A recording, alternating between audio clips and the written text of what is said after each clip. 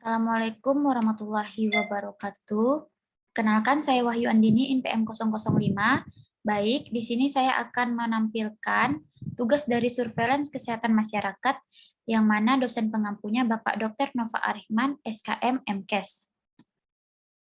Baik, soal pertama, mengemukakan, menjelaskan, dan memberikan contoh teknik penyampaian informasi.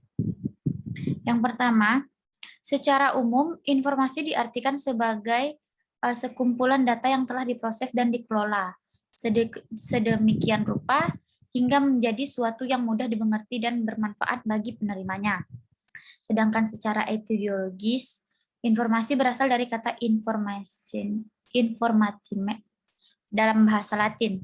Informasi data yang telah diolah menjadi sebuah bentuk yang berarti bagi penerimanya dan bermanfaat.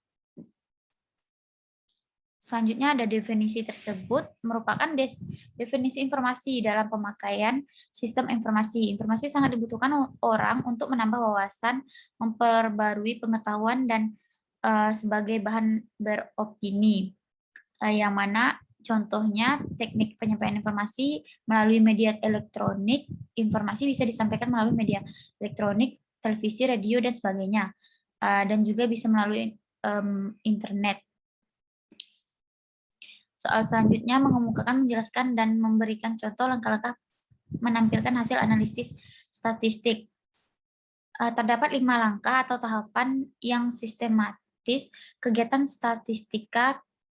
Kelima tahapan tersebut meliputi yang pertama ada pengumpulan data. Pada tahap awal dilakukan pencarian informasi tentang suatu fenomena atau gejala yang akan dipelajari. Tahap ini lebih dikenal sebagai pengumpulan data. Yang kedua ada pengolahan data. Pengolahan data adalah suatu proses untuk memperoleh data dengan rumusan tertentu bertujuan memperoleh informasi yang diperlukan. Dan selanjutnya ada penyajian data. Data yang diperoleh dari proses pengumpulan data biasanya tidak beraturan dan sulit bagi kita untuk membacanya. Untuk itu perlu dilakukan penyajian data agar data lebih mudah dipahami. Selanjutnya ada penganalisisan data. Analisis data yang sifatnya kuantitatif atau analisis kuantitatif dapat dilakukan dengan 2 cara, yaitu yang pertama ada analisa deskriptif dan analisa inferensial. Sesuai dengan istilahnya, analisis deskriptif melibatkan statistika deskriptif, sedangkan analisa inferensial melibatkan statistika inferensial. Selanjutnya ada penarikan kesimpulan. Terdapat 2 cara yang bisa dilakukan ketika membuat kesimpulan. Yang pertama, kesimpulan yang sifatnya statistik dan kesimpulan non-statistik. Namun perlu diperhatikan juga bahwa keduanya harus disesuaikan dengan rumusan masalahnya. Apabila kesimpulan statistik yang dibuat, maka kesimpulannya harus dapat digeneralisasikan ke seluruh populasi di mana pengambilan sampel telah digunakan. Sedangkan untuk kesimpulan non-statistik dapat dilakukan dengan cara mencari proporsi atau presentase dan rasio. Yang mana contohnya analisis statistik parametrik mendasarkan pada asumsi terhadap data yang akan digunakan, terutama menyangkut distribusi data. Digunakan untuk data interval dan rasio. Sedangkan contoh statistik non-parametrik yaitu normalitas distribusi data biasanya hanya bisa untuk data interval atau rasio, sehingga untuk data nominal dan ordinal digunakan statistik non-parametrik. Soal selanjutnya, mengemukakan, menjelaskan, dan memberikan contoh. Sebentar.